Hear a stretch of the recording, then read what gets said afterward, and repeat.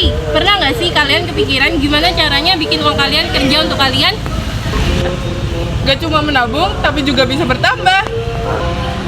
Jawabannya ada di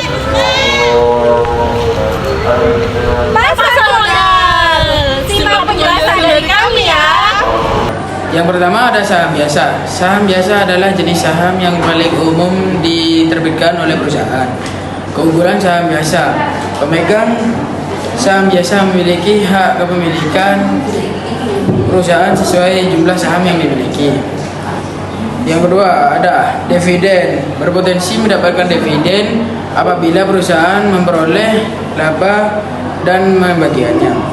Untuk persyaratan, berbentuk badan hukum terbatas, telah memperoleh izin dari otoritas terkait.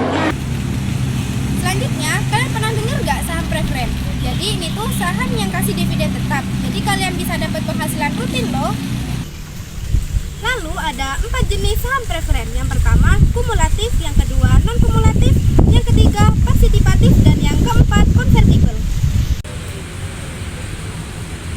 Lalu apa aja sih persyaratannya? Yang pertama, beli pakai bursa efek dan punya rekening efek. Yang kedua, dividen sesuai aturan dan prioritas. Yang ketiga, saham preferen bisa mempunyai berbagai sifat, yaitu contohnya konvertible, kumulatif, dan lain-lain. Dan yang keempat, risiko tetap ada tetapi lebih rendah dari saham yang lain. Nah, sekarang keunggulannya nih. Yang pertama, dividen tetap. Yang kedua, prioritas dividen. Yang ketiga, hak klaim aset. Yang keempat, risiko lebih rendah. Dan yang terakhir, fleksibel. Kalau tadi saham bikin kalian punya bagian kepemilikan dari perusahaan, maka surat obligasi ini berbeda. Surat obligasi ini cocok buat kalian yang cari investasi lebih aman dan stabil karena imbal jasa tetap dan juga jatuh tempo yang jelas. Lalu apa sih surat obligasi itu? Surat obligasi adalah surat tanda pengakuan hutang pada atau peminjaman uang dari masyarakat dalam bentuk tertentu untuk waktu sekurang-kurangnya 3 tahun dan dengan imbal jasa juga saat pembayaran yang telah ditentukan sebelumnya oleh penerbit. Lalu apa saja sih keuntungan yang akan kalian dapatkan dengan menerbitkan obligasi ini? Ada 4 keuntungan yang bisa kalian dapatkan. Yang pertama yaitu pendapatan tetap. Jadi kalian akan mendapatkan bunga atau kupon dengan jumlah tetap sesuai dengan jadwal yang telah ditentukan. Yang kedua yaitu memperoleh capital gain dari penjualan efek bersifat utang di pasar sekunder. Yang ketiga yaitu memiliki hak klaim pertama jika emiten kalian dinyatakan bangkrut atau dilikuiditas. Dan yang terakhir, jika kalian memiliki obligasi konversi, maka kalian bisa mengonversikan obligasi kalian menjadi saham dengan nominal yang telah kalian tentukan.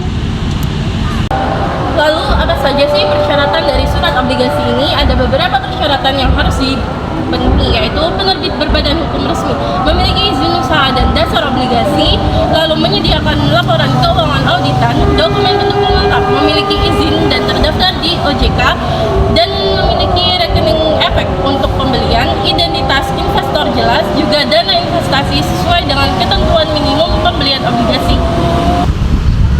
Yang terakhir ada reksadana. Jika kalian memiliki dana yang minim tetapi masih ingin berinvestasi, maka ini tepat untuk kalian. Reksadana adalah wadah investasi untuk menghimpun dana dari masyarakat yang dikelola oleh investasi dan diinvestasikan ke berbagai instrumen keuangan seperti saham, obligasi, dan pasar uang. Reksadana juga memiliki beberapa persyaratan loh. Yang pertama yaitu WNI. WNI wajib mempunyai KTP atau minimum usia dari 17 tahun hingga menikah. Yang kedua untuk WNA. WNA wajib mempunyai paspor atau identitas. Yang ketiga yaitu NPWP. Dan yang terakhir investasi awal minimum 10.000 hingga 1 juta tergantung produknya. Keunggulan reksadana yaitu yang pertama potensi imbal hasil tinggi, yang kedua dikelola oleh profesional, yang ketiga akses mudah dan modal terjangkau, dan yang terakhir cocok untuk tujuan jangka panjang.